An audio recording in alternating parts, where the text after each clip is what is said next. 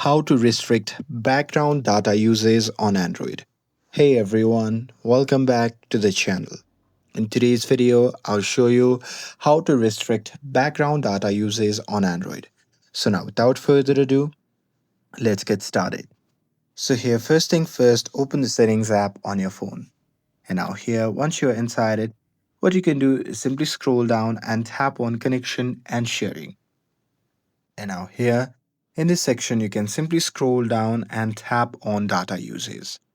Now here, once you're inside it, you can scroll through the apps, and from here, what you can do is simply open the app, and here once you're inside it, you can simply scroll down and there you'll see the option labeled as background data.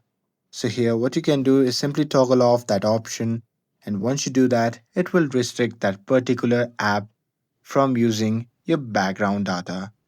And here you don't have direct options, so what you can do is simply go through the every apps that you use mostly, and from there you can simply toggle off the background data usage option, and it will restrict the background data usage on Android.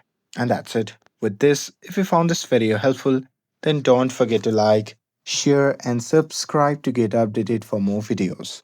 Thanks for watching, and I'll see you in the next video.